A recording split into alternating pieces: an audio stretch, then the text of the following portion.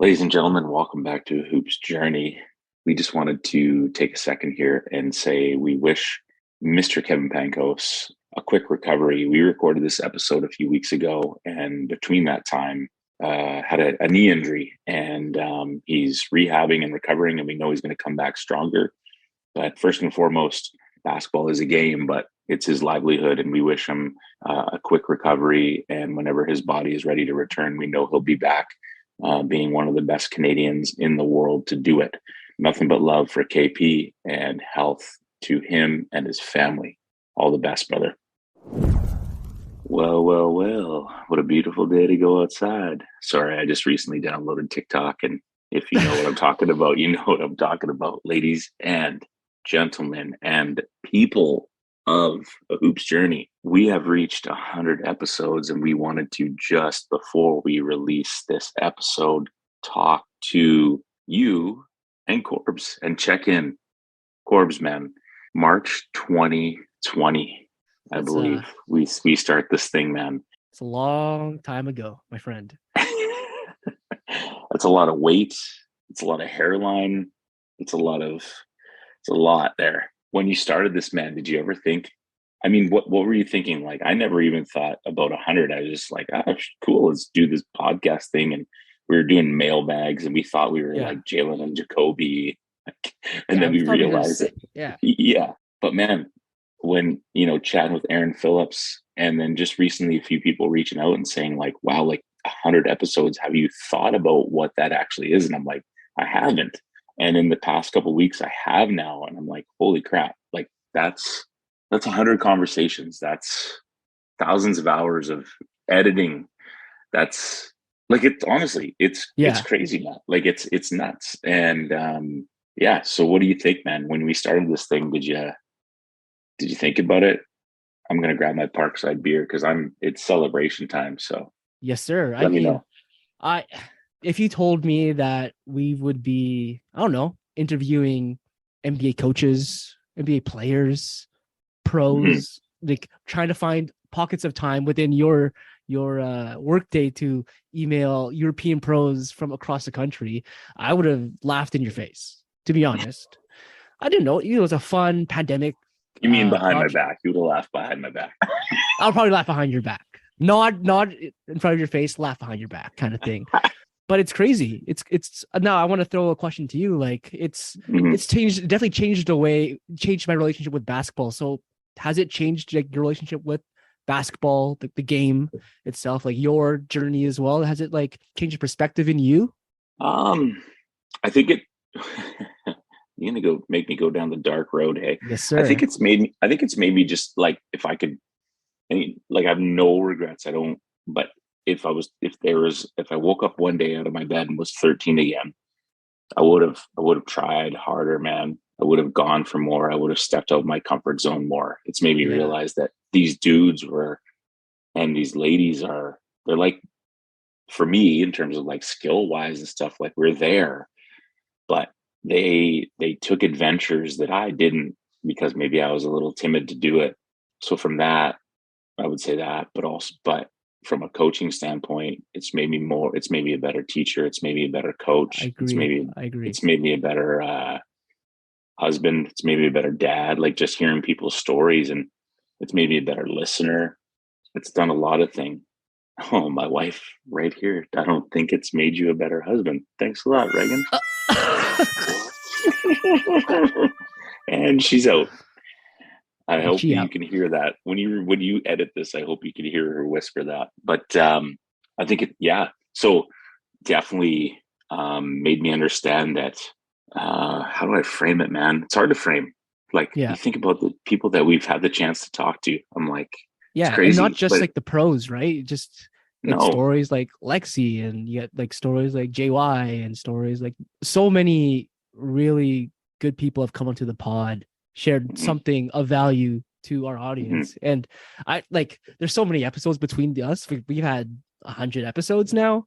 Like it's hard to like pick and choose everything from every single episode, but like it just, some of them are just morphed into like our own belief systems now. And I don't know, it's a really such a beautiful thing. And for me, like you've had like a bit more of a prodigious basketball career, and like I had a fun high school time. I'll just leave it there.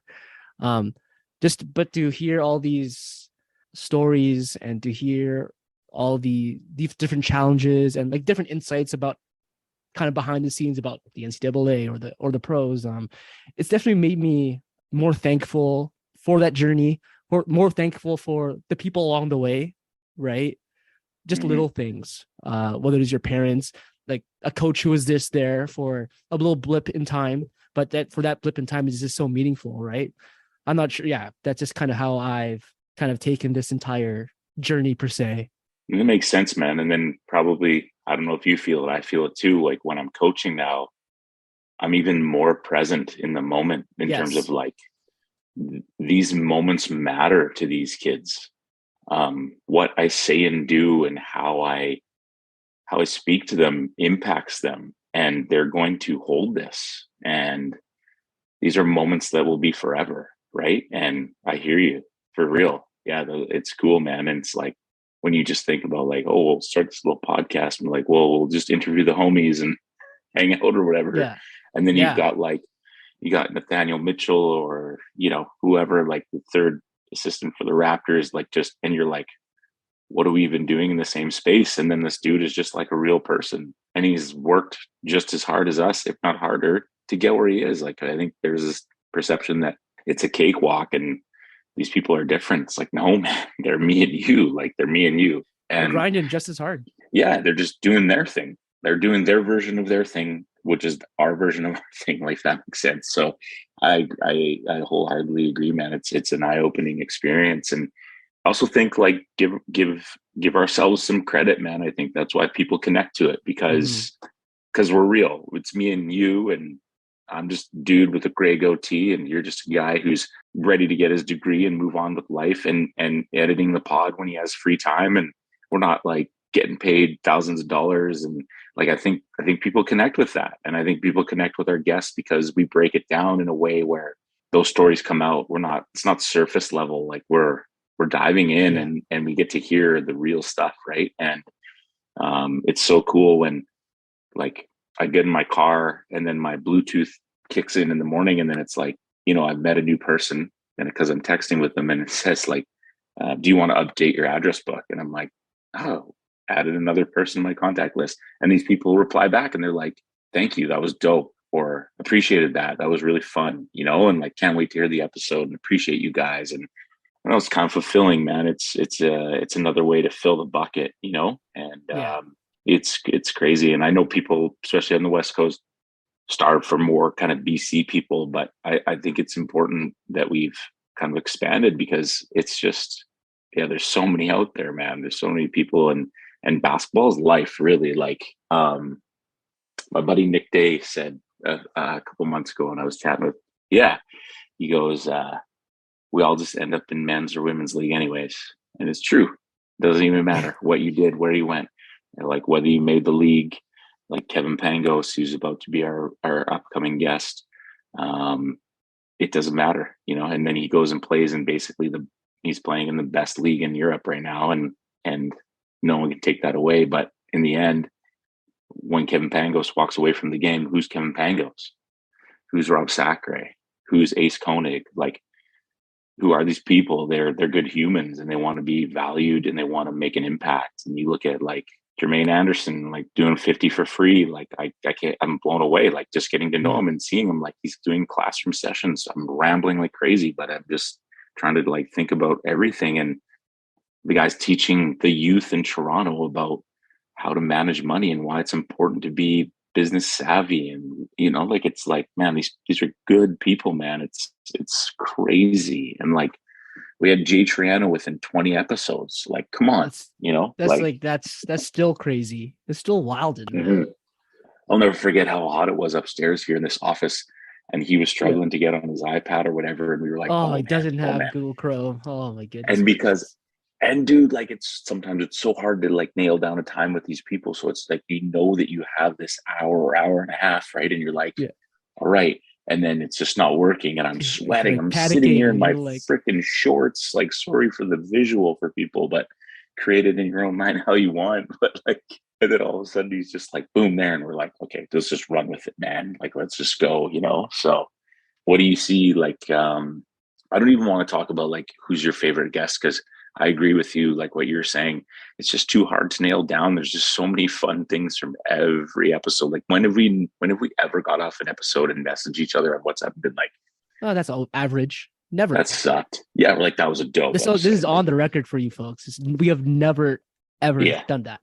Never. No, always like 100% true. Like, because for whatever reason, there's something where like you listen or I listen and you're like, that was dope when this happened, or this was cool and that happened. We're like, man, right? And then like people like Sam Payne and Shane and Jeff at ATO, like they want to jump on board and like help support a podcast. It's like cool, man. It's just it's fun, and you realize that, I don't know, you spend a lot of time competing with people in your life, and you realize when you stop competing and just like applaud each other and compete in your own space that you need, good things happen. So it's been a fun adventure, man. And I mean, you've got more funny stories than I do, probably sitting there at night freaking the Wi-Fi drops during an episode that you're not sitting in on, or like, just Mitch, what did this person say here, or help me with a tag, or I mean, like, talk about you and like you. I mean, I know people have reached out to me and talked to me about my growth as someone interviewing, and it's something that I take serious. But talk about your growth as a editor, man. It's probably been, I mean, we've gone through how many apps or whatever, but just in terms of like the process of figuring that out, I mean, those first 10 episodes to like now, what's that like? Yeah. It's such a, being kind of thrown into the fire like that is it's probably one of the scariest things, but I don't know, as I'm realizing now, it's probably was the best way for me to like dive in and learn, right? I made tons of editing mistakes. I would say the first 50 episodes, even if people think they were super polished, I can look back at an episode and be like, I could have done that better. And like just picking up skills along the way and just trying things, and things not working, things work. And that kind of problem troubleshooting kind of mindset has, made me a much better editor, made it faster. Definitely the thing that I'm really thankful for. This used to, like, folks, this like an hour episode used to take me, I would say, from the first 30 or first 20 episodes, an hour of recording would take me about 8 hours of editing, which is a long time. So Jeff Gurley's episode took you 24 hours. It's pretty close. Just might as well have, right? Mm-hmm. But now after like 100 episodes and through this opportunity, I ended up being an editor for another podcast as well. Like, it's shout out Community Room. Shout out Community Room podcast featuring Bal Dylan and Gail Beevil. Shout out to them. Bal Dylan, episode 2, right? And friend of the pod. But this entire adventure has really just got me to learn about really cool people. Mm-hmm. And now I'm going to cut you off. So as someone who's been open about his own personal mental health struggles, someone who is a coach and wants to become a teacher and trying to figure out juggling life and stress and things like that, and getting through school and going, in Corbs, you've been really hard on yourself in life. And we've had many conversations. Like, I just want to be real. I don't want you to like, if you don't like this part, take it out. But like, understanding that, like, has listening to these people talk like made you feel better about yourself? Because understanding that like we all have our own journey and our own path, I feel like you've put a lot of pressure on yourself in life to like, I'm not there yet. And it's like, dude, you've got your whole entire life to work. You know what I mean? Yeah. No. And you can say no, but I just like, has anybody said, or that listening to people talk about their lives and their journey at least like made you realize that you're okay and like where you are, is it like, it's okay to be where you're at? 100%. I would say, again, I don't have a specific episode in mind, but listening through and editing through, I'm like, I guess, I'll have that kind of moment of reflection. Like, it's, especially when I'm having a bad day, we're like, man, like classes was tough today, or like, I big L playing against whatever team, right? And then you listen to a coach like say like, talking about his ups and downs as his coach, and just like someone like Scott Morrison, having to take an anger management class to continue on.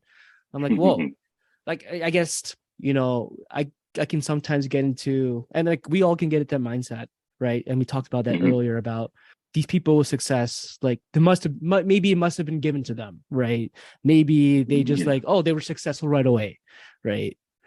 Again, like we always hear people's highlights and we never hear the lowlights, right? And I think from this pod, you get to draw that out. And I think with your interviewing skills, you do a really good job of just prodding, and you draw that vulnerability out of them, and it does make me like feel, again, it's not like oh, they screwed up too, like I'm good, but it's like, oh, okay, like they're thinking the same thing that I'm thinking right now, and it makes easier to move forward, easier to be like, okay, like I gotta buckle down, I just gotta get through this and I'll be all right. So yeah, to answer your question, yeah, it definitely just has helped me a lot.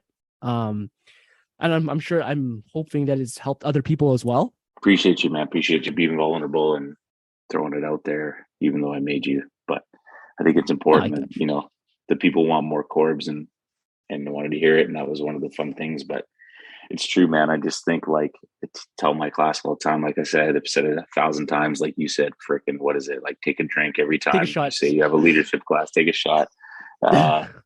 It's about relationships, man. Brene Brown literally just came out this week with a podcast that was talked about leaderships, about relationships. And I'm like, and we're connecting with people that we've never known. And within an hour and a half, trying to just have them share their story and feel comfortable with us. And it's cool, man. So we've rambled enough here.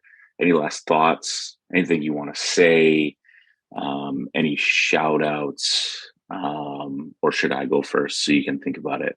Sheesh. You should probably go first, but I mean, shout out to all our listeners. You should go first, and then he jumps in. You should go first, and then he keeps make it. I'm already married, man. Make your decision here and stick with it. Okay, don't make me try to play. Don't make me guess. Don't make me get into your brain.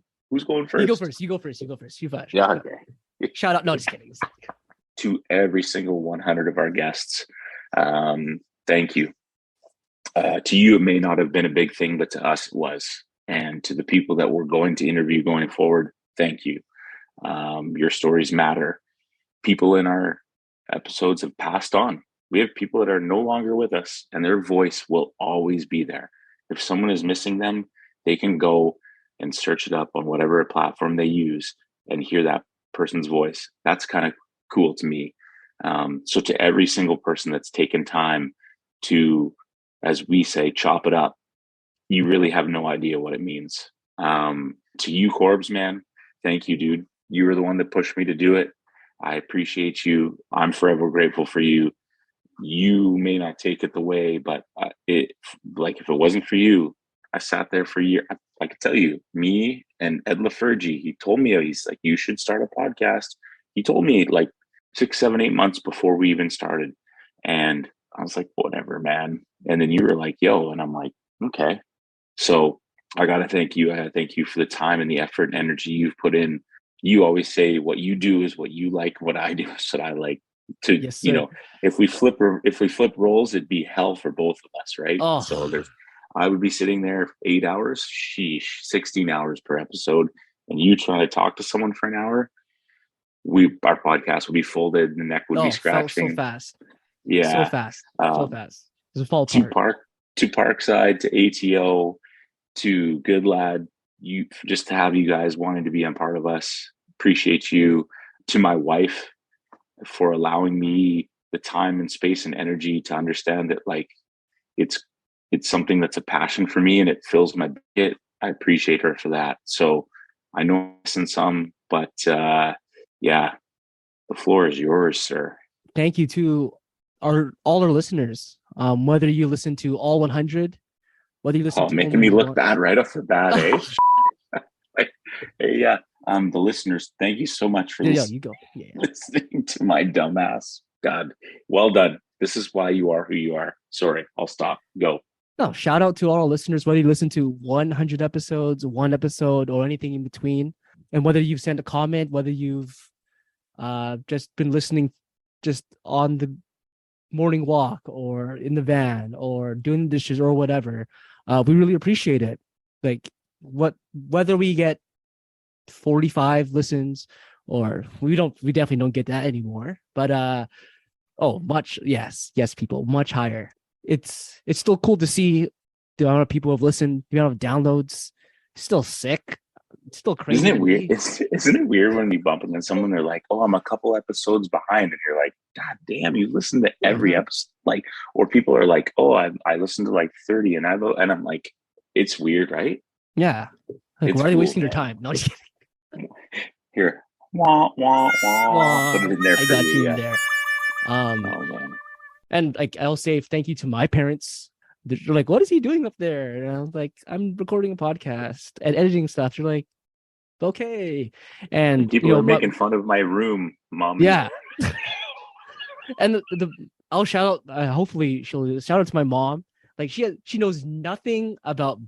She knew nothing about BC hoops. She knows nothing about these stories or these people. She like listened to the first one, like, "Oh, it's Mr. Zitterman."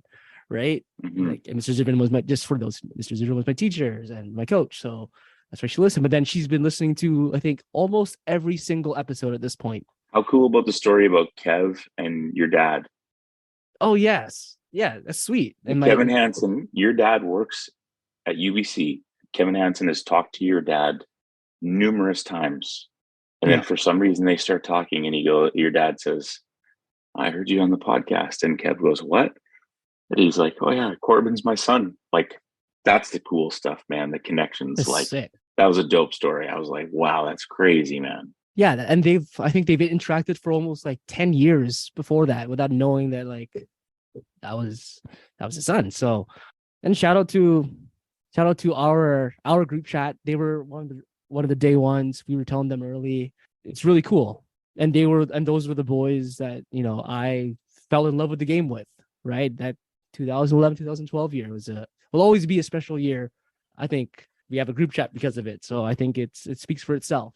I'm missing people for sure. But, if you bought a t-shirt in those early days, if you threw some money our way just to say thank you. Like, I never, when we created this concept, I just didn't think that would happen, man. Sponsors, more than 100 listens, like that was just something that like we were just hopeful for, right? Like, oh, it'd be cool, like, if we get like 200 listens in an episode, that's pretty sick. And then now, like, we're averaging more than that. Much more.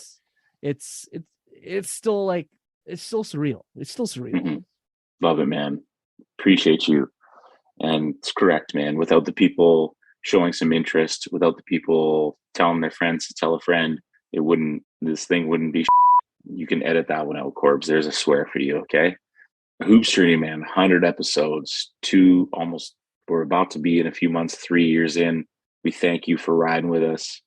We've got so much more in store. We're not doing season 1, 2, or whatever. We're just going to rack. Like, it's going to be episode 3,402. I swear on my life. Well, if you do the math, I might not be still with you, but from the bottom of our hearts, we appreciate you. We say many times, it's as just a fun adventure for us as it is for you. We appreciate your feedback. There's not enough words to continue to say thank you. Let's keep building. Let's keep growing the game. Let's share stories so we get to know each other. And so when we bump into each other, we can just chill and have a beer because we already know each other through a podcast. And again, to all our 100 guests, thank you. Well, 99, because one of them is an idiot who's here in this conversation right now. So we do truly appreciate you, and we will see you on the next 100.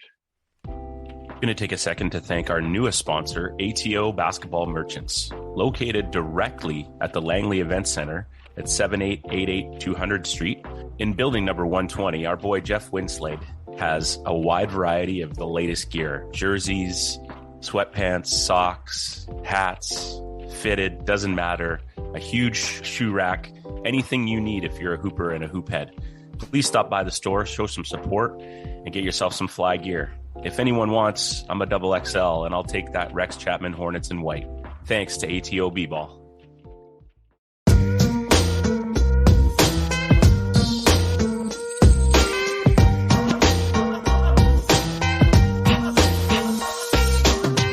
Ladies and gentlemen, welcome back to A Hoops Journey.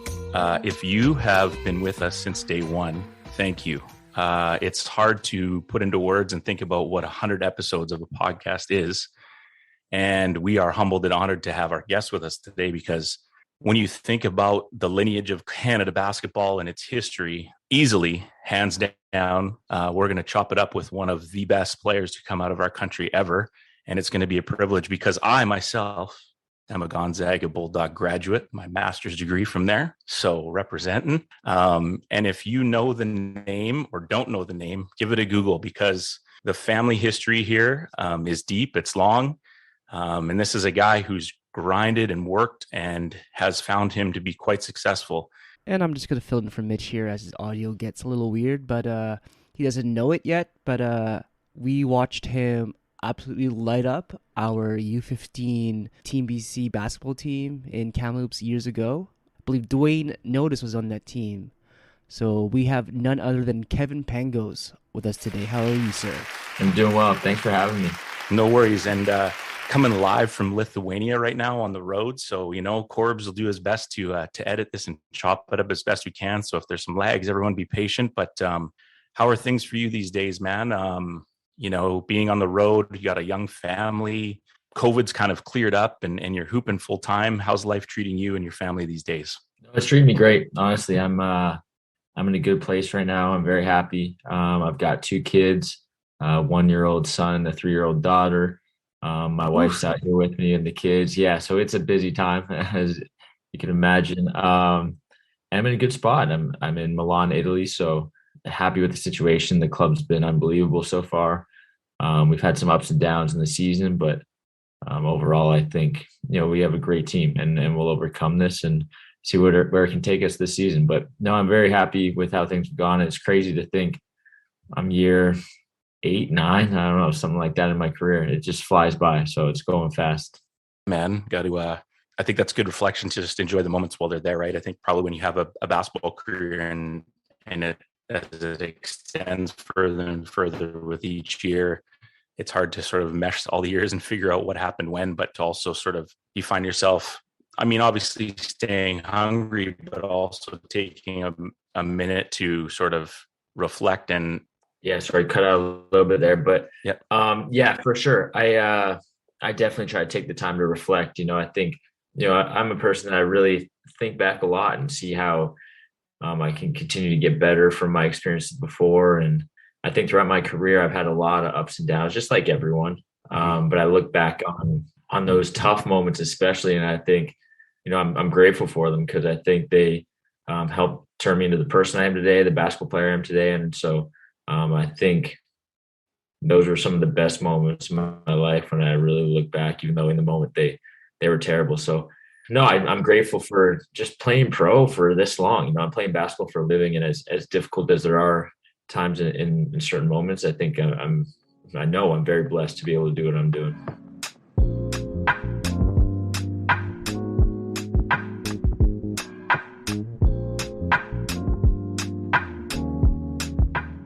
Amazing, man. Love it. And let's go back. You talked about those moments, but also let's go right back to young KP running around. When you do some research about you and your family, from an uncle in the NHL to a dad who coached at what we call U Sport level now, a mom who played at that level, a sister. It seems like basketball was just in the blood from the get-go, and talk about what it was like growing up in sort of that family. The stories are out there. Everyone knows about the work that you've put in, with your dad and to get there. But how was it as a young guy? And when did you realize, like, all right, I'm around this, but I actually am enjoying, what I'm seeing each day at the gym? Yeah, I don't know exactly the moment, but I was fortunate enough, and this is what I'm planning on doing with my kids as well, is that I played a lot of sports growing up. I played soccer, hockey, of course, being Canadian. volleyball even for a stint. You laugh about the hockey. I went up to my first class this morning. We took our kids skating. I can't skate, man. I'm like am I one of the only Canadians out there? They're like, Mr. Mitchell, how come you're not on the ice? I was like, yeah, I got bad knees. Like, just completely lying because I don't know how to skate. Crazy. You're the only Canadian that can skate. But honestly, that's great though too. It's good. Things are changing. You're a basketball fan. It's great to see. Yeah, there you go. And so I played a lot of sports growing up. I played a lot of sports, and I was very blessed to be able to do that. And I think there's a certain point where I actually consciously, I remember thinking, I want to create a lifestyle with this. I want to play professional. And I didn't really know which sport it was going to be for the longest time.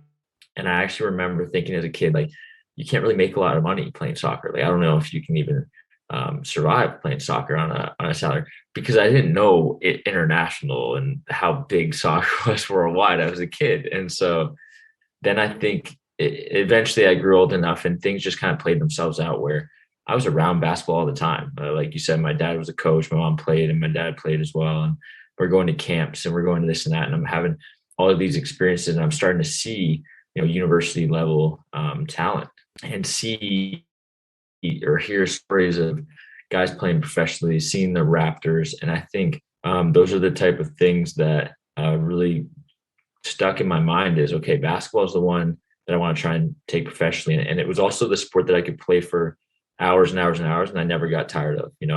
I could spend all day. My mom actually had to put a limit on how long I could stay outside and shoot because the neighbors had to go to bed, and wake up in the morning to go to work. And so I couldn't be bouncing the ball and making noise. So that's how I kind of knew that basketball was going to be it, was when I just couldn't put the ball down and stop playing. And so, yeah, that's kind of the upbringing. I was around it a lot. I had a very supportive family and just loved playing sports in general, just loved competing. Yeah.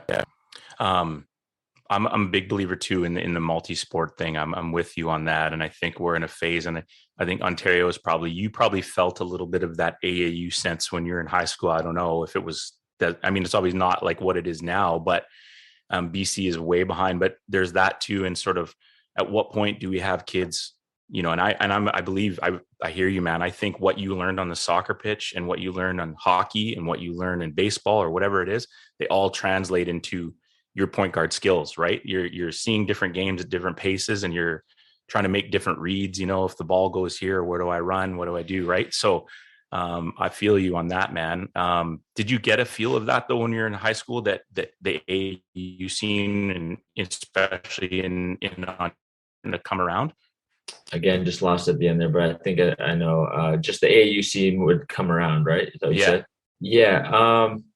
For me, I played maybe 2 AAU tournaments in my life. So I actually never really played much AAU. It became really popular as well as this whole prep school thing after I graduated from high school, and probably even after I graduated from college. I think that's when it really started turning around. But I got a lot of my, I guess, looks, you can call it, from national team, from playing for the youth Team Canada teams, and then also word of mouth.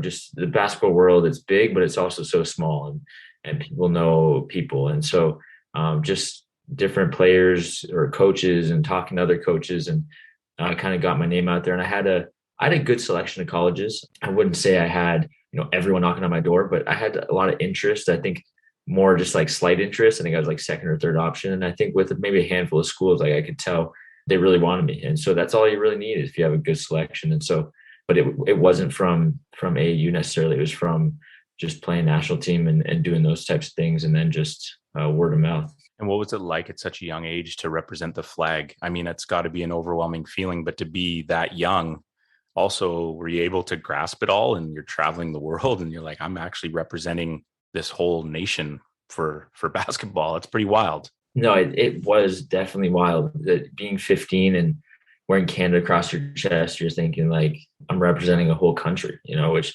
at that point in your life, your world is small, it's not very big. You don't think outside your little community and maybe into Toronto, is as far as I was thinking. And so when you start playing against teams from Argentina and teams from Spain and teams, you start realizing like this world is huge and I'm playing against all these different talented guys from all over the place. So I think it was great though for just overall development of stuff, to see different styles of play and obviously mature at a young age, just because you are getting those experiences. And so, I was very fortunate with that, but I also remember it being a lot at a young age, just something that it's hard to even grasp that concept that you're playing for your country, but it was cool.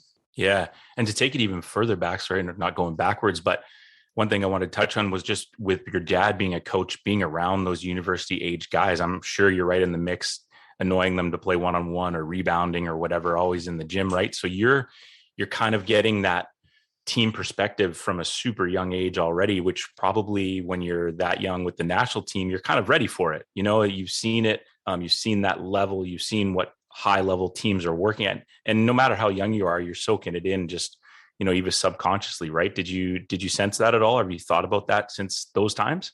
Yeah, I think so. I don't think I really necessarily knew what was going on at the time. I think I was very fortunate that I saw these university players and, just how they prepare for things. And again, like I'm going and watching these Canadian university games who are very talented players, but I'm idolizing them like they're an NBA All-Star. I'm thinking like these guys are unbelievable basketball players, and as they are, but there's so much out there in the world. And so I really looked up to those guys, especially on the York University team, and really watched how they played, and it just looked so smooth and athletic and talented. And I was fortunate enough actually to two things. One, I played on the national team, the senior men's team, when I was 15, and I was around. It was one of the most, it was one of the most nerve-wracking experiences I've had. I remember calling my parents and just like questioning if I really wanted to do it. You're going and playing with grown men as a 15-year-old, and it's just way over your head. And so,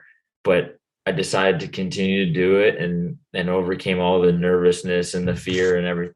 And it was probably, again, up to that point, one of the best things I'd done in my life, just for development purposes. But I was able to see how these guys prepare, how they prepare their bodies, how they get their workouts in, how they're eating right, how they're, honestly, one of the biggest things was the things they were reading or watching were all developmental things, things like that as a 15-year-old, I hadn't even, thought about.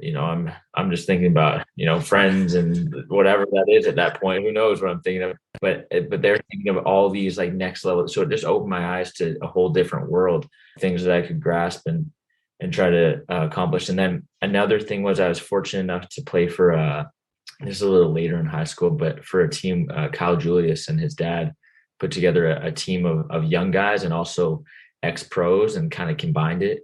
And we scrimmaged all the Canadian universities. And so now as a grade 11 kid or 12 kid, I'm not sure, but I'm playing significant minutes against, university players that are 5-6 years older than me. And so getting that experience in game reps was huge for me, because now I can actually translate that stuff I'm watching and learning and everything to actually get in minutes where I'm able to battle and compete ahead of my age group, a year or two before I get there. So all these types of things and experiences, when you really sit back and think, just help mold me into continuing to build myself as a person, a basketball player, and honestly, I could cycle back and there's probably more and more and more. There's so many different things. It's hard to pinpoint one, but there's so many of these that I'm just grateful for that I got the experience, and honestly more grateful that I didn't turn them down, because it's very easy to just have fear or the uneasiness of being something that's uncomfortable kind of scare me away. And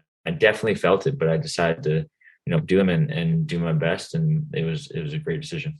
Yeah. Awesome. Like, to be that age though. And I agree, trying to convince our high school kids always just, even if it's just the local rec center, find some older dudes, man, play against bigger, faster, stronger. Even if you're more skilled and they're just sort of a open gym guy, you'll experience it and feel it, and it's going to help you improve. Right. And I think right now our kids are just pretty comfortable, speaking of just from my experience, just playing against their level as opposed to upping it. And that's how, and they'll learn, but that's how you learn in life too, right? It's not just hoops. Like, you got to try things and step out of that comfort zone to fail. Was there someone back in that time that you really kept an eye on that team, where you're like watching their process, watching how they work, or were you just sort of taking it all in and just like trying not to get in anyone's way? With the national team or the university, York national University team. Yeah. Yeah. So Jermaine Anderson was a big one. He's kind of like a big brother of mine, just because from that experience, since then I actually traveled to Italy with them, which is funny. It comes full circle now. I'm playing in Italy, but I traveled to Italy with them, and that was the trip that I was questioning, like, do I go on? I'm going to Italy as a 15-year-old with a bunch of grown men. And he was great because he took me under his wing the whole time. I remember going out to pizza with the guys, and they paid for me. I was 15, I don't have any money, but I had a little guy, and I was getting, and just simple things such as, like, hey, don't worry, like your time will come where you can, pay it forward again. And so something like that. But he was always great in his approach, like the ultimate pro, from taking care of his body to getting in the weight room to his form shooting habits and in his story, I don't know it completely, but I'm pretty sure he, battled through a lot of different scenarios of playing on teams and not being maybe recognized as much. And people might not know him very well, but he was the starting point guard of our national team for a long time. He was the guy. It was Nash, and then after that, it was Jermaine Anderson. He kind of carried the reins, and so he was a guy that definitely I looked up to and learned a lot from. And also another one I was roommates with on the trip was Tyler Kepke. And I remember he was, I think, reading a book, or he was one that I remember, and he was into supplementation stuff. And so those little things that you see that isn't necessarily a conversation. Yeah. So those two guys for sure. Jermaine Anderson, I believe, episode 97, my friend. What a guy. I mean, that's why they called him the Rock, right? I mean, he was literally our foundation of our program for so long. And Kepke, obviously BC guy, we had him on the show. Just like his mentality and his focus and drive he just thought different, right? Like he was a different sort of beast. So that's cool. How do we decide on Gonzaga? I mean, other than Kelly O, like you mentioned, you've got a comfortable list of schools that you want to select from. How do we get to that process, and who do we lean on to make that choice? Yeah. So initially it started with Gonzaga, and I think Kelly was the connection for it all, because him and I had the same junior national team coach, and I'm pretty sure it was Greg Francis. Again, I wasn't in these conversations or around, but I heard he was the one that passed my name along to the Gonzaga coaches, or there's some sort of connection there. And then we went to, I remember in high school, Michigan was high on my list. I liked Coach Beeline a lot. I went on an unofficial visit there. And Gonzaga was the other one. A little story I do remember in high school, Tommy Lloyd, the Gonzaga assistant at the time, he came and watched me play a high school game. And my buddies in high school would say, like, don't you get nervous when these college coaches come and watch you? And I just remember my answer was like, like, I just try to think, like, there's so many colleges, like, what are the chances the coach in the stands that game is the school I actually am going to choose, It ended up I had a great game. And so, I sat down with Tommy, and they expressed their interest and all that. And obviously the process went along, but it really came down to Michigan and Gonzaga. And it was a tough decision. At the time, Michigan wasn't quite the Michigan that we know today. They were kind of having their, ups and downs, and didn't really make the tournament. And then Gonzaga had their decade long of dominance, I guess you could call it. Not quite to the extent of today, but like they were consistently good. And again, going back to the junior national team stuff, I remember Carl English and Jesse Young and maybe even Rock. They also gave me some little tips, and just picking schools. They mentioned, this sticks out. They mentioned you want to pick a school that they've had someone like you in the past. And they said the reasoning is, so when you go there, they know how to develop you. They value your style of play. The system works through whatever it is. There's just a familiarity with you and with that style of play. And so when that stuck out to me, because I remember Gonzaga gave me a little documentary of their 10 years of dominance, decade of excellence, it was called. And in it, I saw a bunch of point guards, skilled guys, like to shoot the three, just like myself, playing fast, playing up tempo. And I just saw myself as wanting to be the next guy in that documentary. And so obviously my parents helped me with decision-making stuff, but they kind of, for the most part, at least they say, they left it up to me. I think they kind of knew where I was leading anyways. Yes, they didn't need to say much. Yeah. And so it just felt right. And it was, March Madness was always a dream of mine, and Gonzaga makes it every single year. And so it just felt right. And so that was the decision to go there. And obviously familiar with Kelly, who was already there. So there's just a lot of comfort factors, and not completely comfortable. I was going all the way across the country. So, but there were some things that I knew, and it just felt right. So, yeah, that's how it came to Gonzaga.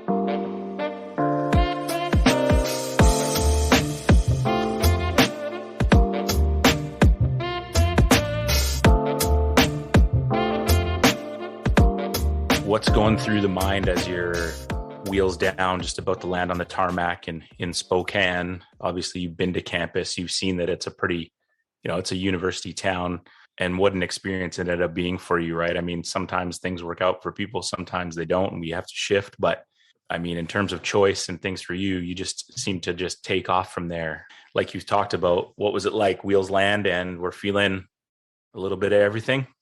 Yeah, I don't know. I think for me, I just wanted to get going right from day one. I wanted to prove myself. There's always that thing that you want to prove yourself as a new guy. And again, another little story is the first week we get there, and I'm not the biggest guy, but I work hard off the court with weight room stuff, everything. But the first lift we have, they call it the beach body workout, and it was just that. It was pull-ups, bicep curls, tricep, bench press, do it all again till you can't finish, And so I had lifted like that up until then. I was all core, balance, a lot of that.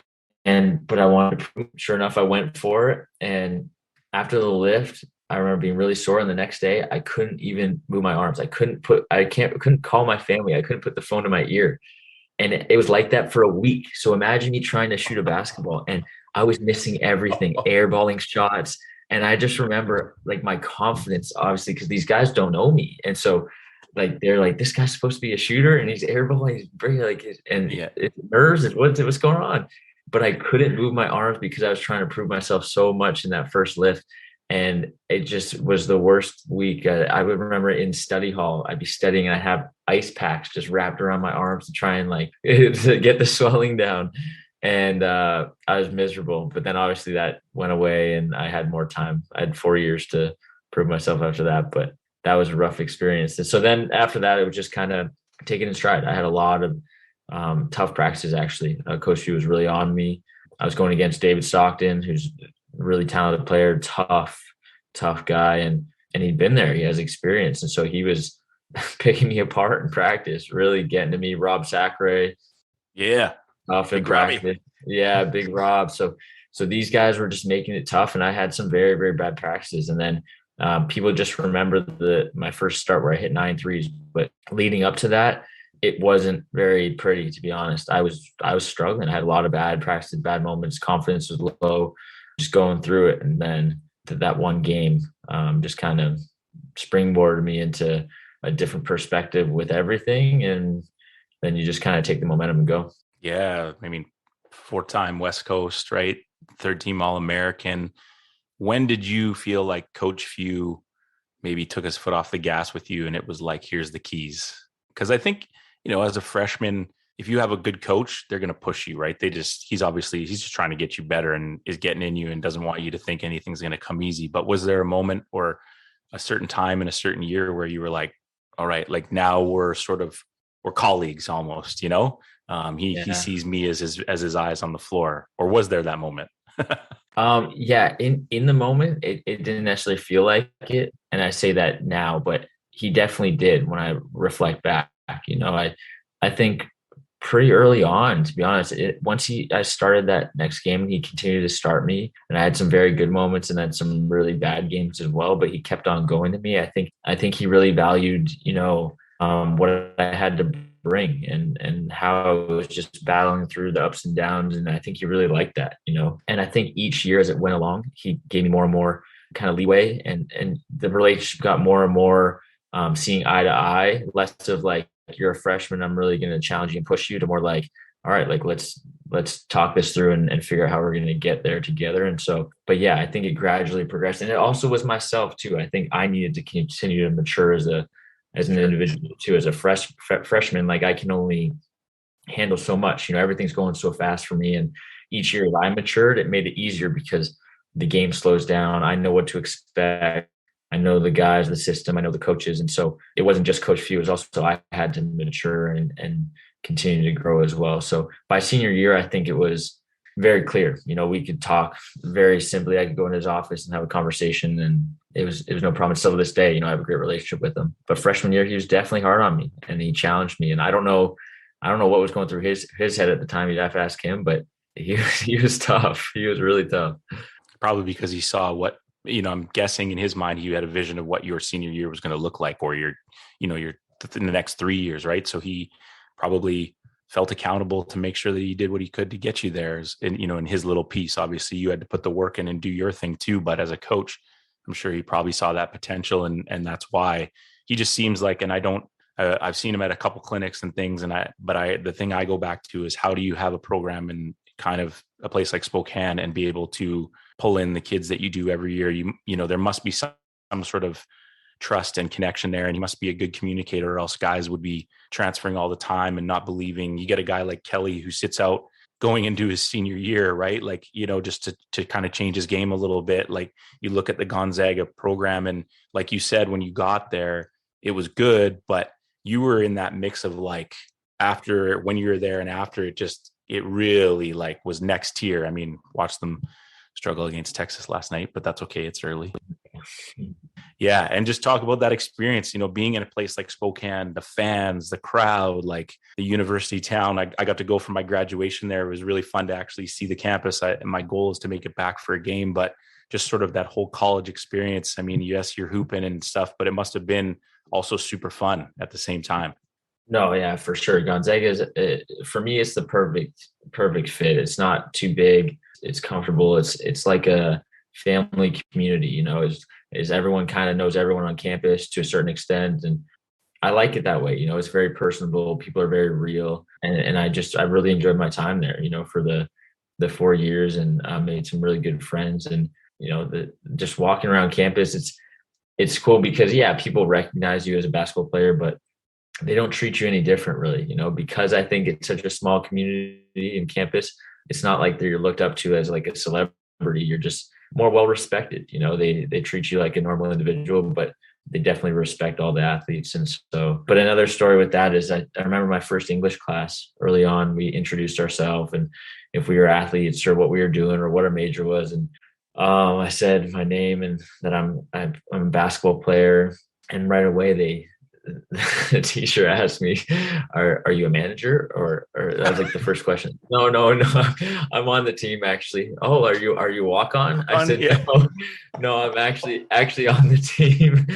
And then what happened was that 9-3 game. So after my first start in the 9 3-pointers, it was safe to say that never happened again. That never happened to me, where I was then, it was like, I wouldn't say life changing, but at least in the Gonzaga bubble was life changing, because now like everyone saw that game. And so no one on campus ever, questioned if I was on the team or not again. And not that I care about that stuff. It was it was just funny how it played out. It was, it was really interesting. And so, but no, Gonzaga is an unbelievable spot. So that I just remember that very vividly, because I don't even like introducing myself as that, but I remember in the class, it was like, there was something about it, and all the athletes, I play soccer, I play this, and I play basketball, and that happened. So. And very professional, well done by you, but not putting the teacher's name on blast either. Keep that between Gonzaga and you. Yeah. That's gold, man. But you know what? I mean, as funny as that story is, did you feel that often? Like, okay, who's this little, stocky kind of white guy, and like, we don't have to guard this dude? Like, did you start to feel that a little bit in your career? Or yeah, it must. And then obviously you're giving him the business, but like, was there a little bit of that, or like, oh, look, there's a little mini Steve Nash or whatever, and trying to find your own identity within that?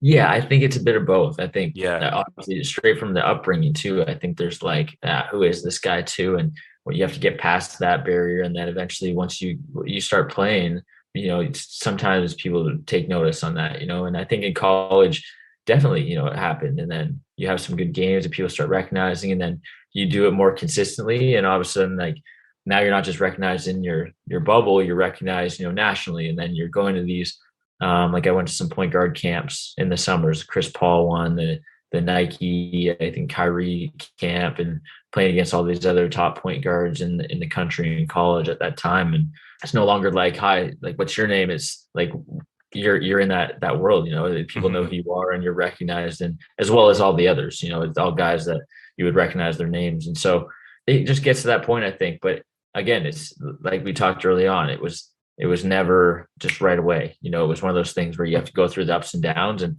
take 2 steps back and then 3 steps forward, and then just keep on going that way. And eventually it kind of happens. And so, yeah, that was kind of the journey in college. I don't remember exactly, how it played out. Again, you're so in the world in the moment at the time that you don't even take time to think about, what's going on. You're just in the last game, last practice, I had a bad turnover. And then you go in and you're working on your game that night. And you're just hoping that things work themselves out, but you never know how it's going to play out. And eventually you look back and things work pretty well. So trust the work in the moment, I guess. But you talked about, you had it kind of keynoted that March Madness was a goal for you. Talk about that first day. You go out for warmups and it's March Madness time. How are we feeling? Is it just another day, or is there a moment where it's like, okay, this is different? Way different. I'd be lying if I said it was the same. I think. Attaboy. There'd be lots of people that would lie, man. I appreciate the honesty, man. Yeah, I appreciate it. Don't front. Yeah. There's no fronting on a hoops journey. Let's go. Yeah. No, I'd definitely be lying if I said it was another. And to be completely honest, again, I don't remember exactly, but I don't think I ate very much before the game. I used to. I don't quite get the same anymore, but I used to get very anxious before games, to the point where I couldn't eat very much. It's like really in my head. And so that was one of them. And I think the magnitude of it, like I grew up watching March Madness. We fill out our brackets as a family. Like it was one of those things. And then you actually get there and you just feel the lights and the cameras, and everything is so much bigger. You're no longer just playing in the WCC gym. You're in and for me in Canada, like none of my friends from high school or anything watched my college games until March Madness. So I know, like, this is the one that everyone's going to watch, whether it's good or bad, everyone's going to see it.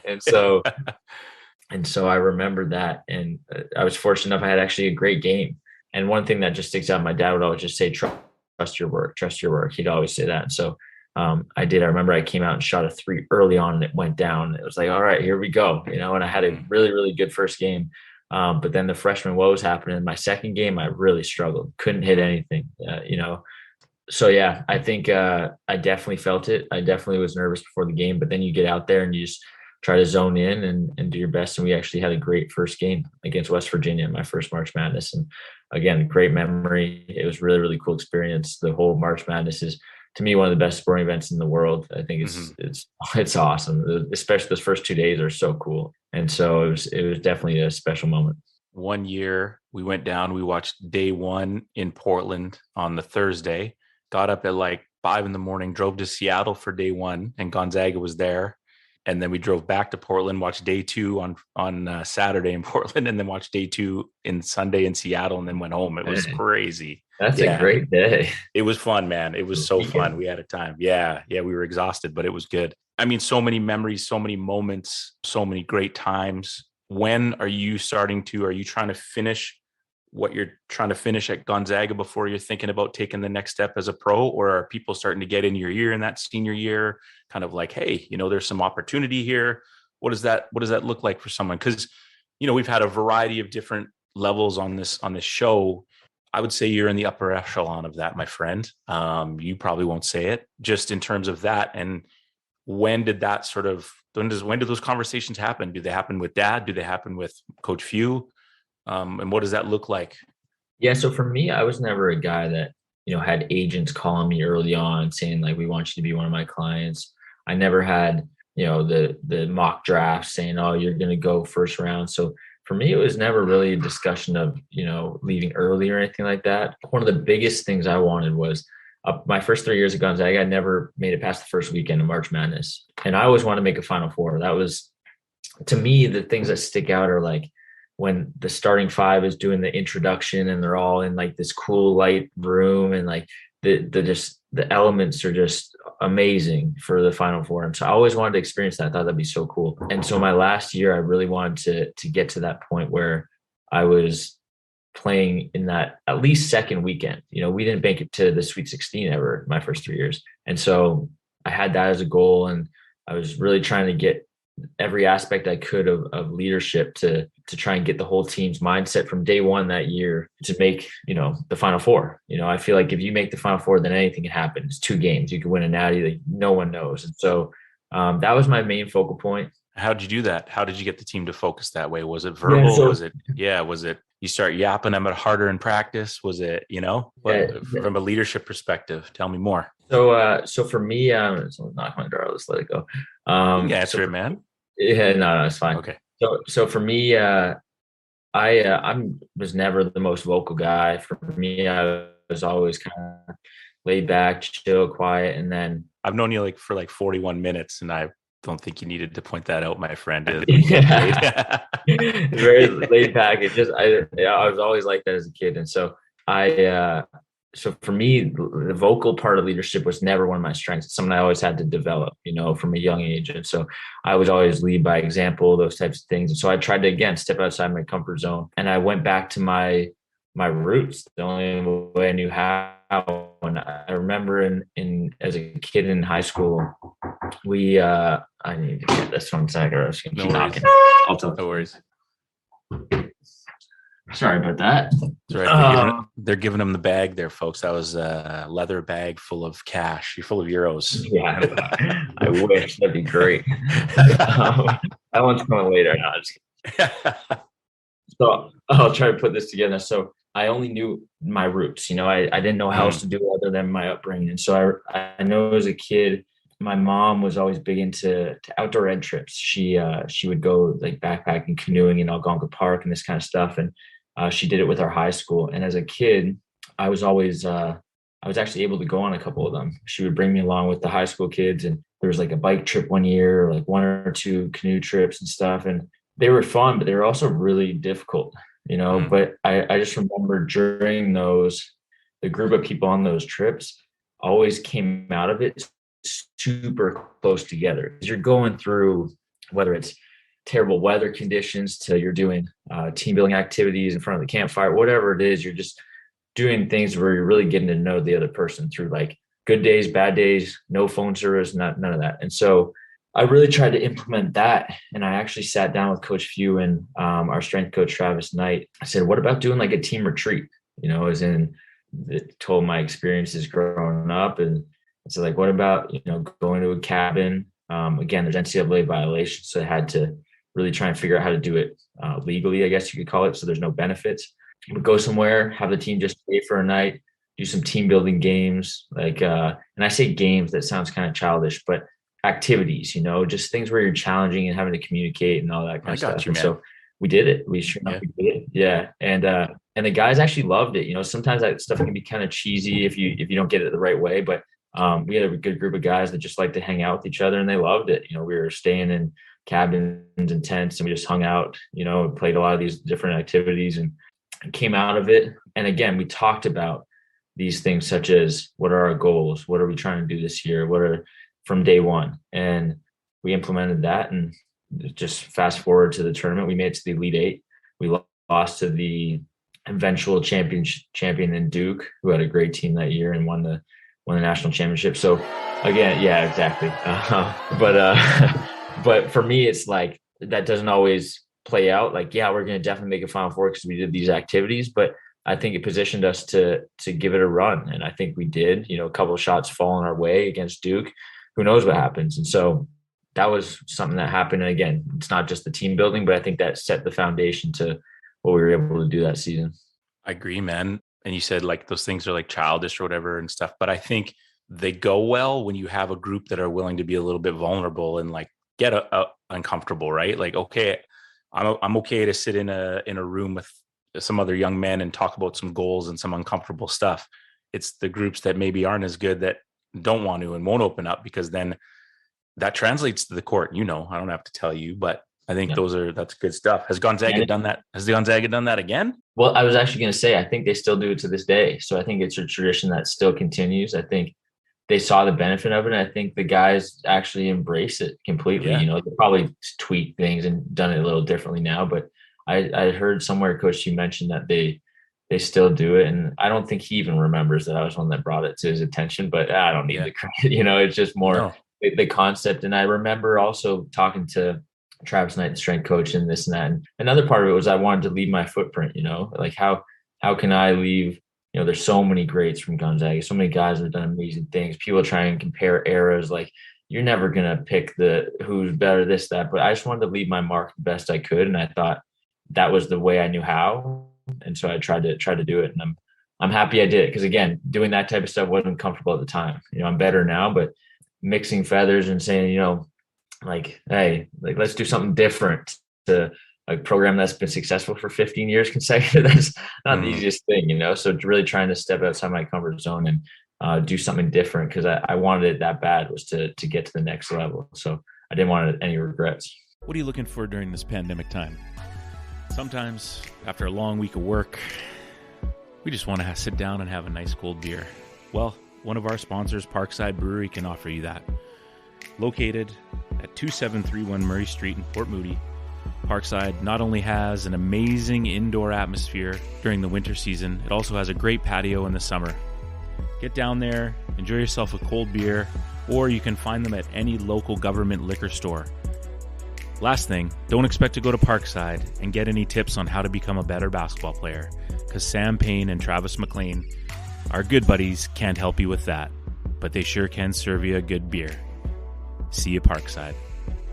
Good stuff. Okay, so then the next phase, man, we're talking Spain, Lithuania, Russia, the Cleveland Cavaliers, all the way to Milano. Like, pretty dope, man. I mean, you have a true hoops journey, right? And you're living it right now. And I know that some people think like, oh, it's glamorous, but you know, it probably feels exhausting some days. You're pulled from your family. Yes, you're getting paid to play hoops, but in terms of like training on the road and things like that. But you know, this many years into it, how are you feeling? And what are your thoughts so far about, you know, all the hoops that you've seen? And you got to have one wild fan story for us. Somewhere along the line, there must have been some flares or coins being thrown or a crowd or a rival game. Like, there's got to be something you can throw us here before we tuck you into bed, man. Come on. Yeah, I got to think of a story. I really do. The fans out here are next level, though. There's some really good atmospheres. But so when you say next level, being a Canadian North American podcast, when you say next level, what's a difference now? You've suited up for the Cavs. So what are you noticing that's different? I think just there's no rules. I think anything goes. Everything. That's it. Anything goes. And you know, there's definitely stories and where fans will light coins with a lighter and then throw it on the court, trying to like, you know, burn someone with that, or they're throwing like debris on the court and they've actually had to clear the gym. None of these have been games I've been in, fortunately, and in a way, unfortunately, because it would be a better story if I was. But but I think you know, the atmospheres out here, especially the rivalry games in like Greece and in Serbia, it's the constant noise. Like, they're not cheering just as like a luxurious fan for the team. Oh, we scored, let's clap. It's more like, no, like I want to like beat you up. Like I want to, I want to rip your throat type of like mentality. Yeah. You're in these facilities and these fans are like yelling in whatever language, whatever other like word you could think of. And it's just like, for instance, there's a song that plays before the game for the Euroleague anthem. And it's just like a quick, like 15-20 second song. And in Serbia, they take pride in trying to drown out the noise of the music, like the little anthem that they play before the game. It's like a minute before tip off. And they actually, when the song comes on, it's the loudest you'll ever see at the gym, because they just start yelling and whistling and screaming anything they can, so you can't hear the song. And you're there and the floor feels like it's shaking. And so if you look up like Serbian basketball fans on YouTube, or it'll pull up, and the video doesn't quite do it justice, but you'll still be like, this is insane, because there's smoke everywhere. There's flares in the arena. And so, yeah, like my wife she's my girlfriend at the time, came to a game in Greece, and the family section had to have security guards, and they're in the nose, like lots of security guards, just because if things go sideways, like again, anything goes out there. And so that's to the extent, but I don't know if I have it an exact story, but those are the types of things where they actually have like shields over top of the benches in some stadiums just because of the things that they throw at the court. So, and some of the things that honestly, social media these days is the fans that, like, I've had a fan send me a picture and he's holding a knife, like things like that are the things that you're just like, it's not in the arena, but like, come on, that's not necessary. Like, I don't think you see that in the NBA in the United States. Like, it just doesn't happen because there's repercussions for that also, like that just doesn't.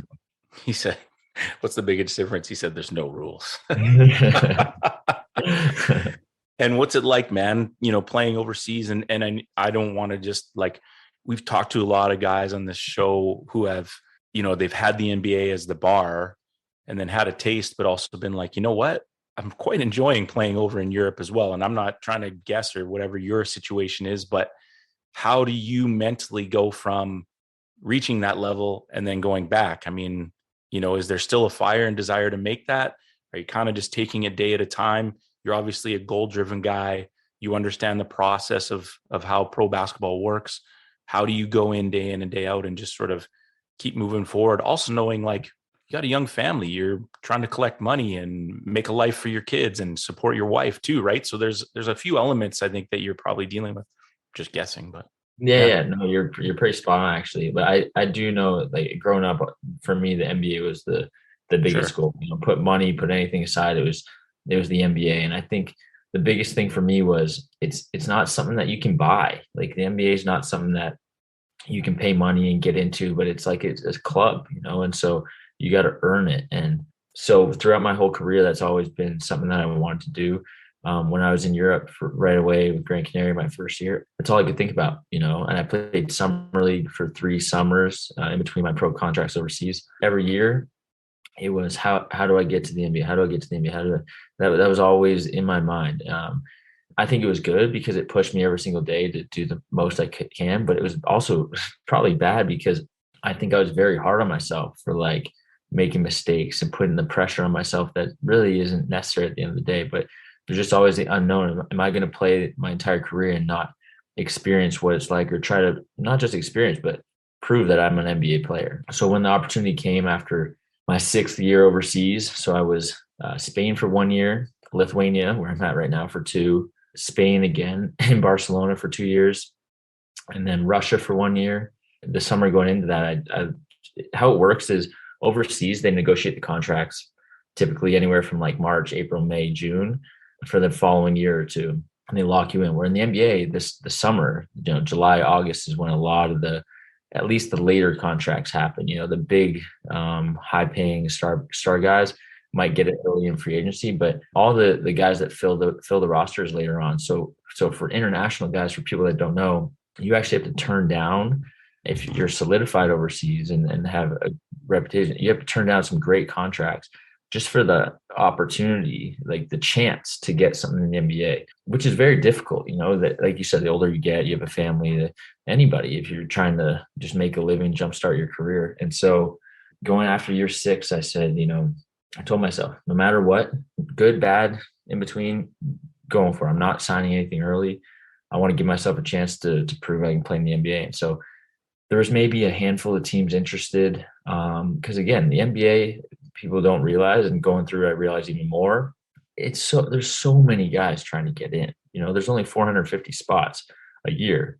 Let's say 400 plus of those are usually taken already. And so there's so many guys trying to get in. And so slowly, some of the teams sign guys in my position, my spot, because it's not like I can play center. Like, I'm playing one position. So there's only so many spots. And eventually it came down to it where the Cavs, who weren't really interested early on, expressed some interest. And eventually, fast forwarding a bit, but eventually after time where I thought, this might be it, I might not get a full deal, eventually offered me a 1+1. And then I was able to go, and it was amazing. For me, I'm not super emotional, but I was crying with my wife, and it was just an awesome experience, really, really cool. And then it was time to get to business and go to work and try to prove myself. And my experience with the Cavs was a great one. And there's also things that I wish went differently, of course. It's no surprise. I wish I had played, more, had more opportunities and stuff. I wish I had played better in my opportunities as well. I don't think I fully showcased what I could do. But again, with the small sample size, you just need to be ready. And I don't regret anything because I know every day I went in and put the work in to be ready. It just didn't play out, which sometimes happens. And so I took the best opportunity I thought to actually sign in Russia. Then everything that's going on went down, and so it didn't go. And then now back in Milan, and very happy because, like you said, for me, it's as great as the NBA was, and it's not going anywhere. So who knows in the future? But it's difficult not playing. My career is only so long, and so not playing, not knowing when you're going to play, if you're going to play, just we don't even really practice because the season's so demanding, and so being able to play again and have a significant role is a lot of fun. You're going through the ups and downs of a season. You're competing. You're on the court in the final 2 minutes. You're doing a lot of these things that, as an athlete, you just love to compete and do and go out there and play. And so that part's very fun again. But again, the NBA is the NBA. It's some of the best players in the world, best athletes in the world, and it's the highest level. So there's great to both of them. That's kind of what I'm trying to get to. There's the great in the NBA. It's unbelievable. Some people downplay it. They don't play hard. To me, I got the utmost respect for all the guys there because they really do play hard. Some of the guys are just so talented that they make it look easy, to be honest. That's just how it is. But then I also had more respect coming back to Europe because I don't think it gets the credit it deserves. I don't think the EuroLeague really does get the credit. I think, and not to anyone's fault, but the people back home might be a little bit naive just because it's not in front of them. They don't get to see it, but it's a very high level. Guys get to compete out here. They get to make a great living for themselves and their family, and it's a very high level. So after all of that, obviously that was, a lot of words, but both I have great respect for, and it's both a high level. So I enjoyed all the experiences up to this point. Yeah. Like, I think too, just look at like Luka, right?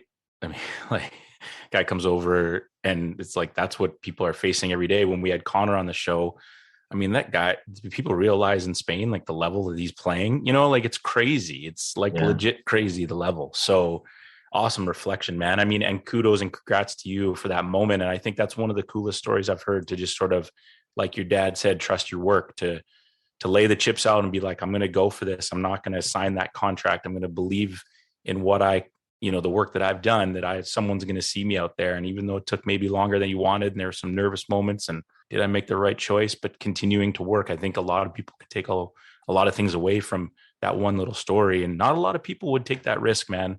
I think of people in life, we'd like to do the easy thing, or maybe know the easy path. And I think it says a lot about you, and that equals why we've seen so much success from you, I'd say. Yeah, no, I appreciate that. No, and honestly, like, I don't want to pat myself on the back, but I am proud of my story. Please do.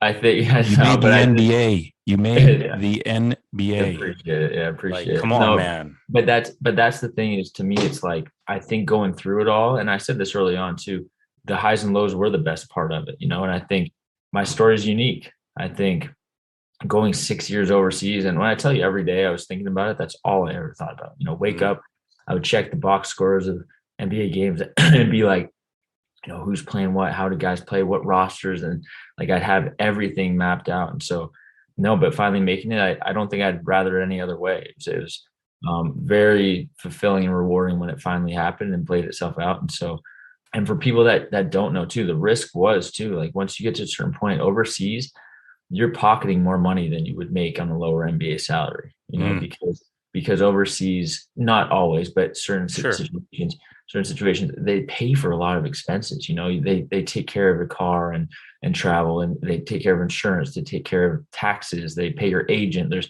a lot of things that go into play. So what a lot of guys get to overseas is the unknown of if there's going to be a potential for an NBA contract.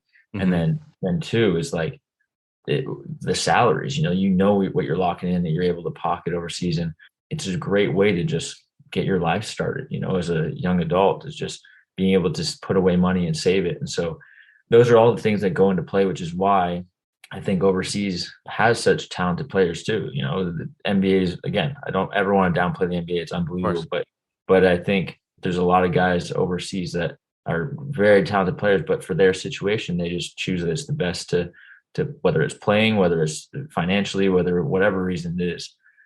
For some Europeans, it's just staying close to home. It's familiar, so there's a lot of guys in different situations over here. Yeah. And that's doing this show, man, is like being someone who's maybe a little naive to the Euroleague, knowing the strength and how strong it was. But when you hear the stories and chat with so many people, it's like, what a cool opportunity, man. And the level of basketball is phenomenal. And like you said, just kind of just getting the minutes and being a part of it, it's huge. Anyways, It's getting late for you, man. Do you guys play tomorrow? Yeah, we play tomorrow night. Okay. Yeah. Let's chop up some fun questions and we'll tuck you in, Mr. Pangos. Sound good? That sounds great. Okay.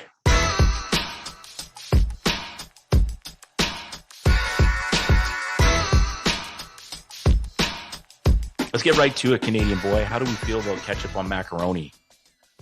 That's a big yes for me. Ooh! Yeah, that's a big yes. Everybody, thank you for listening to episode 100 of A Hoops Journey. And wow, really? Okay.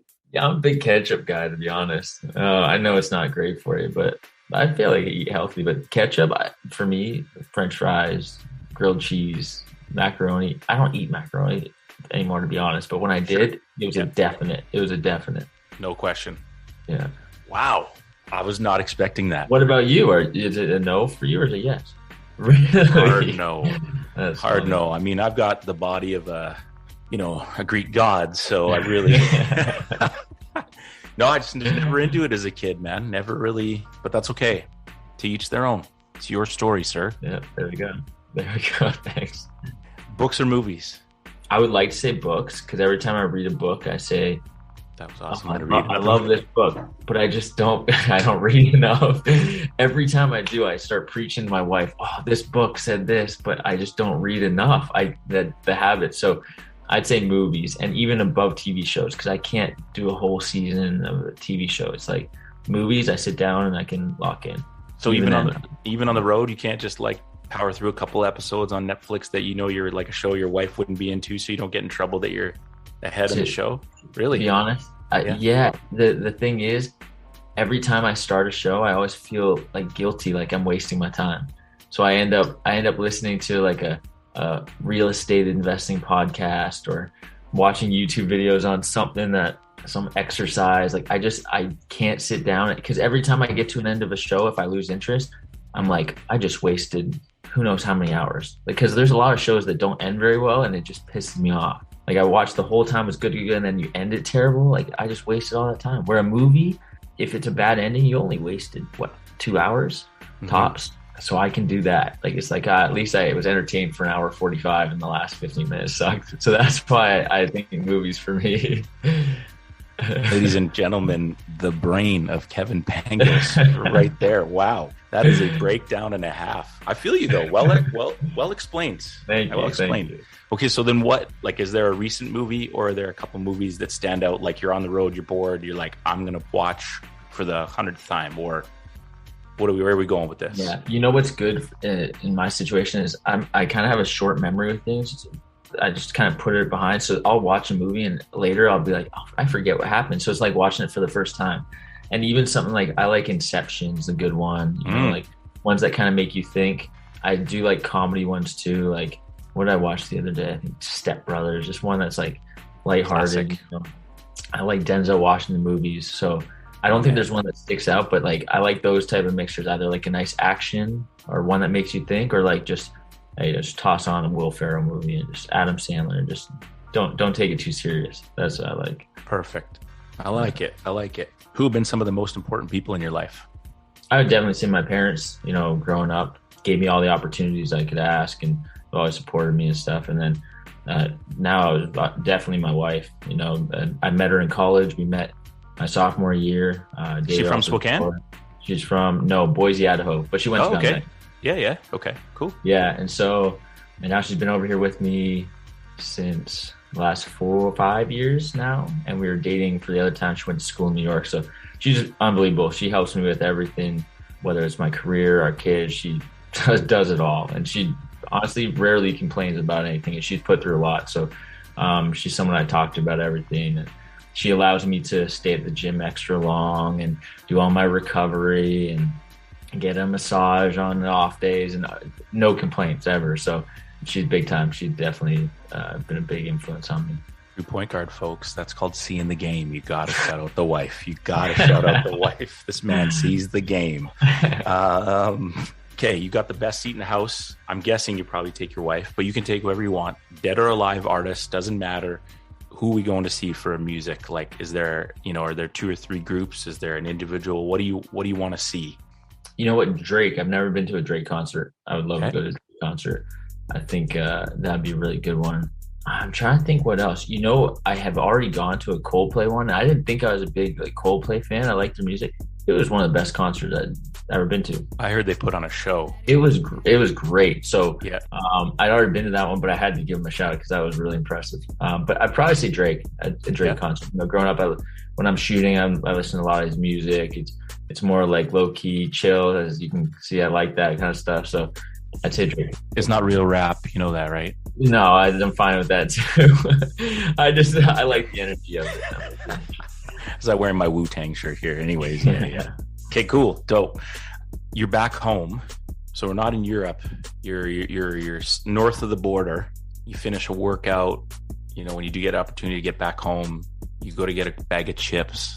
What bag of chips are you getting? Okay, so if I'm north of the border, it may be ketchup or all dressed, especially because I'm not there as much anymore. So it's a go-to when I'm home. All dressed Ruffles? All dressed Ruffles, or just the ketchup that's Lay's, I'm pretty sure. Yeah. But have you had the ketchup Doritos yet? No, there's ketchup Doritos. Oh, that doesn't sound great though. I don't know why. Come on, be open-minded here. I definitely try it. I'm not a picky eater at all. So Okay. But I have to add in my go-to is the kettle cooked jalapeno chips are a go-to. Those are a go-to. If I'm not north of the border, even if I am, those are probably the consistently the front runner. But I'd ketchup and all dressed for sure. I like it. I like those selections. All dressed is one of the goats. I'm a ketchup guy too for chips, not on my macaroni. Who do you have as a all-time teammate team or some of the best teammates? I know we never want to leave anyone out. I know. You're putting me on the spot, huh? Yeah. I mean, I did send this to you a few days ago. You did. And I've been but it's still hard. Okay. I still can't, but I will shout out Kels, Olynyk. For me, I don't want to pinpoint one person because then every teammate's like, "Oh, look at this guy, and playing with me." But honestly, listen. You think anybody that's listening to this episode could be like, "Oh, freaking Pangos and his ego, he didn't let me out." Come on, man. They're all just a text away, and if they're in their Drake feelings, you can just be like, "Yo, I love you too, man." They know. I'm taking bribes for the next shout out too. That's what I'll say. No, but honestly, Kels, playing with him, I've known him for a long time.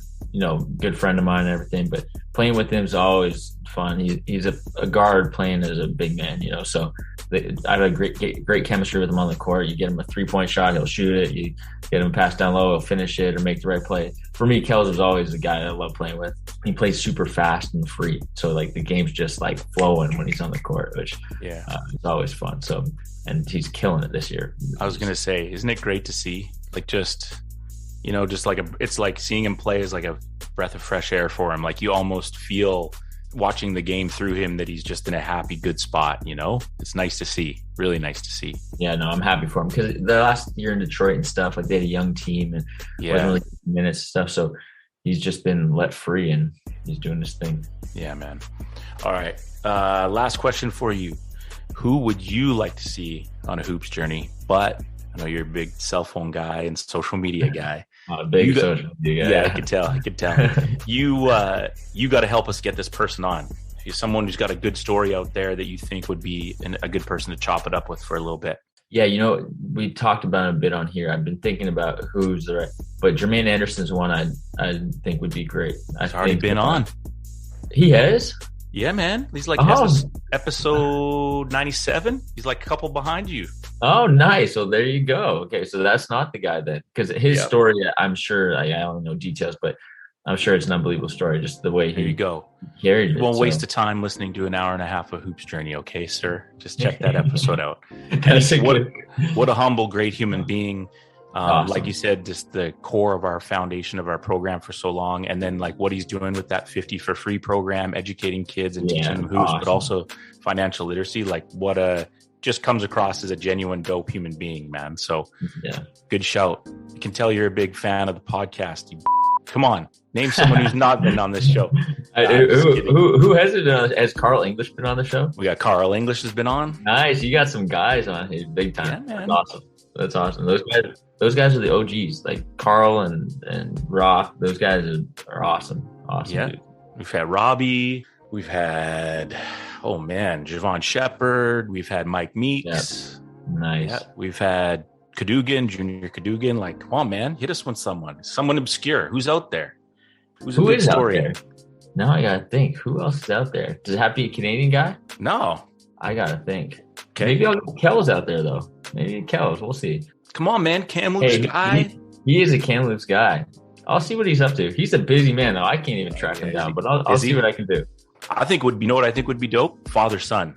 Ken and Kelly. Yeah, for sure. Because Ken's had great coaching and Tom coached half the dudes on this show. Like they're like, oh yeah, I'd coach Olenek, and I'm like, wow, I forget how many guys he's coached, right? But yeah, reach out, man. Do that for us. I'll see what I can do. Any last reflections or anything before we let you go, man? Honestly, this was a lot of fun. This was a lot of fun. Appreciate it. I like this kind of stuff too. I like hearing people's journeys and paths and stuff. I think, especially after going through myself, I think it's cool to hear everyone's situations and what they go through, especially like we talked about the ups and downs of it. I think that's all part of it, you know? So giving guys a platform to explain those types of things and what makes theirs unique. And because I think everyone should be proud of their journey at the end of the day. I think that's what crafts people into who they are and, you know, leaves their footprint on everything. So I think it's really cool what you're doing. And thanks for having me on. Had a lot of fun. Good, man. Yeah, it was a nice chat. And I agree. Like storytelling, we can learn so much from each other when we share and learn. And to be totally humbly honest, if you would have told me that you'd be episode 100, I would have signed the dotted line and taken it in a second. You're an amazing human being and one of the best Canadian ballers we've ever had. And from our perspective, we wish you nothing but health, happiness, success with you and your family.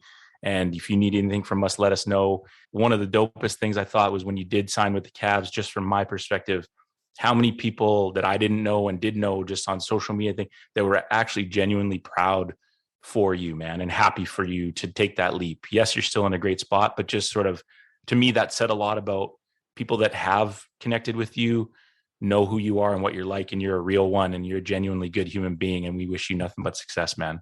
No, thank you. That means a lot. Really appreciate it. Finally, knowing Connor Morgan pays off for something. Hey, like, my God. now you can ignore him from now on. You know, you got it.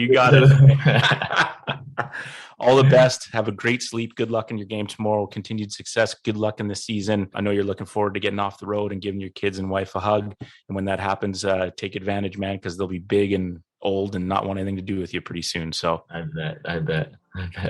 All the best. Thank you. Shout out to our sponsors, Parkside Brewery and Good Lad Clothing, and we'll see you on the next episode.